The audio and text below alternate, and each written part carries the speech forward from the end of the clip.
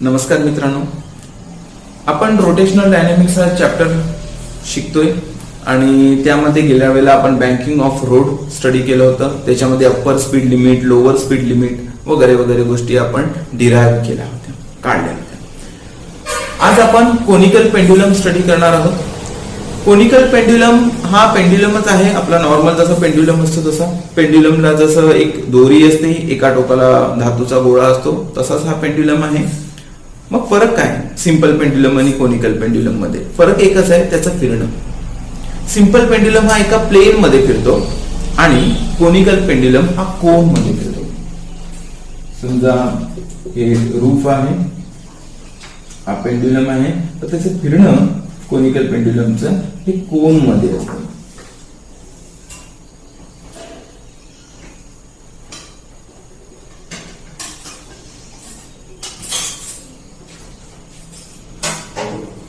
त्याचं केंद्र ठेवूया आपण. जर या गोळ्याचं फिरणं बघितलं तर तो पूर्ण एक वर्तुळ पूर्ण करतो फिरताना. सिंपल पेंड्युलम मध्ये तसं होतं का? नाही, तो आर्क फिरतो आणि कोनिकल पेंड्युलम हे पूर्ण वर्तुळ फिरतं. हा फरक आहे सिंपल पेंड्युलम आणि कोनिकल पेंड्युलम मध्ये. याचा प्रत्यक्षात अभ्यास करण्या अगोदर याचे वापर आधी समजून घेऊया, कारण वापर माहिती असतील तरच एखादी गोष्ट समजून घेण्यात किंवा त्याचा अभ्यास करण्यात मजा येते. तर कोनिकल पेंड्युलमचा वापर, पहिला वापर म्हणजे काळ मापनासाठी करतो आपण, पिरियडच्या कॅल्क्युलेशन साठी करतो.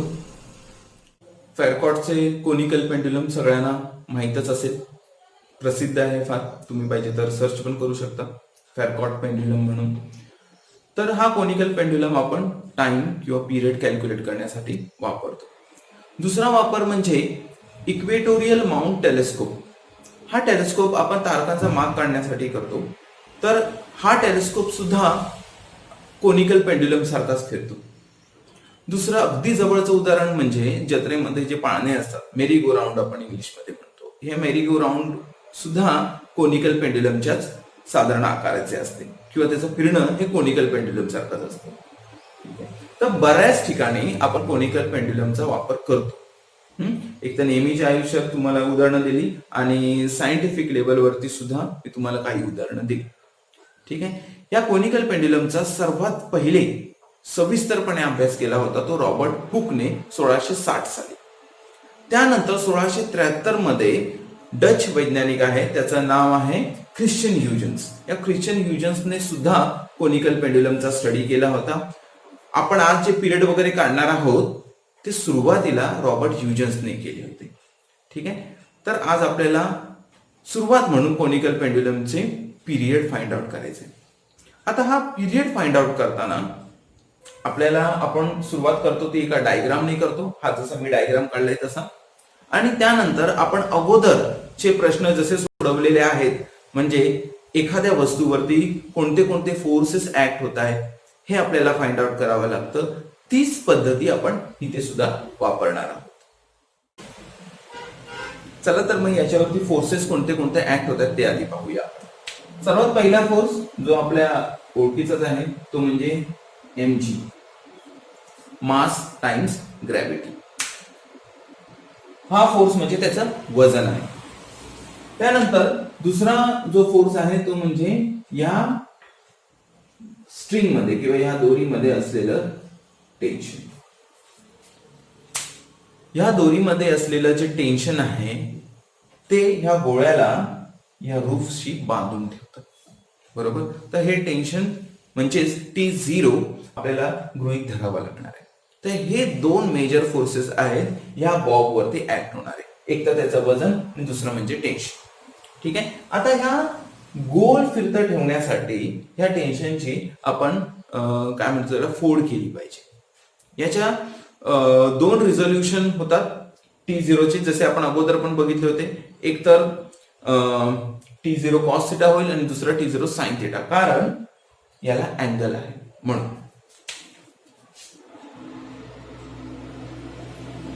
तर हा जो अँगल आहे, समजा हा अँगल थीटा पकडला तर हा सुद्धा थीटा होणार, बरोबर. हा जर थीटा असेल तर हा कोन सुद्धा थीटा होईल. का? कारण हे दोन्ही समांतर रेषा आहेत. जर समांतर रेषा असतील तर त्याचे जे अल्टरनेट अँगल असतात ते कसे असतात? समरूप असतात, कॉन्ग्रुएंट असतात. ठीक आहे, तर हे दोन्ही कोण कॉन्ग्रुएंट आहेत. बरं, आता जर हा T0 असेल तर ही त्याची ऍडजसेंट किंवा लगतची बाजू आहे, तर हे सुद्धा काय होईल T0 कॉस थिटा होईल. लगतची बाजू असल्यामुळे हा काय होईल T0 कॉस थिटा, आणि ही त्याची विरुद्ध बाजू आहे त्याच्यामुळे हे काय होईल T0 साइन थिटा. लगतची बाजू असेल तर कॉस थिटा, विरुद्ध बाजू असेल तर साइन थिटा, हे लक्षात ठेवायचं. तर हा T0 असेल तर हा T0 कॉस थिटा होईल आणि हा T0 साइन थिटा होईल. तसंच ही जी स्ट्रिंग आहे याची लांबी आपण पकडूया L. जर L त्याची लांबी असेल तर ही लगतची बाजू होते, जे काय होईल L कॉस थिटा होईल, आणि ही त्याची विरुद्ध बाजू आहे त्याच्यामुळे हे काय होईल L साइन थिटा. ठीक आहे, आता हा डायग्राम खऱ्या अर्थाने उपयोगी झालाय आपल्यासाठी, कारण आपल्याला पिरियड कॅल्क्युलेट करायचा आहे. तर पिरियड कॅल्क्युलेट करण्यासाठी हा बॉब जो गोल फिरणार आहे त्याला लागणारा जो सेंट्रीफ्युगल फोर्स आहे, तर हा सेंट्रीफ्युगल फोर्स कोण पुरवणार आहे याची सविस्तर माहिती आपल्याकडे आता आहे.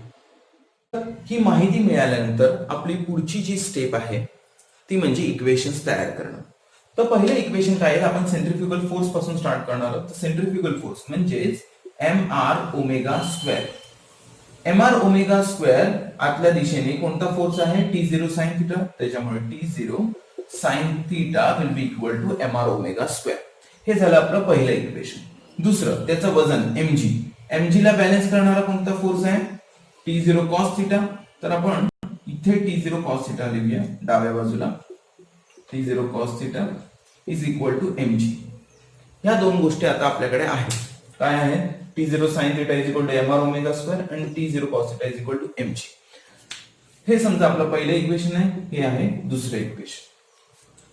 पुढची स्टेप, हे दोन इक्वेशन मिळाल्यानंतर मला इक्वेशन 1 ला इक्वेशन 2 ने डिवाइड करायचं आहे. तसं केल्यानंतर काय येईल, जर इक्वेशन 1 ला इक्वेशन 2 ने डिवाइड केलं तर T0 sine theta upon T0 cos theta is equal to mr omega square equation 1 equation 2 mg. ठीक आहे, याच्यातले लाईक टर्म्स कॅन्सल करा.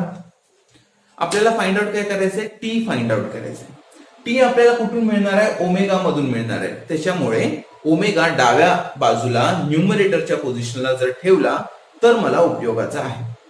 तर मी या इक्वेशनचा उपयोग करू शकतो. पुन्हा एकदा बोलतो, मला फाइंड आउट काय करायचं, टी फाइंड आउट करायचं. टी मला ह्या अँग्युलर वेलॉसिटी मधून मिळू शकतो, कारण अँग्युलर वेलॉसिटी म्हणजेच अँग्युलर फ्रिक्वेन्सी असते, बरोबर. तर याचा वापर करून, ह्या ओमेगा स्क्वेअरचा वापर करून मला ह्या इक्वेशनचं जे हवं ते सूत्र फाइंड आउट करता येऊ शकतं, काढता येऊ शकतं.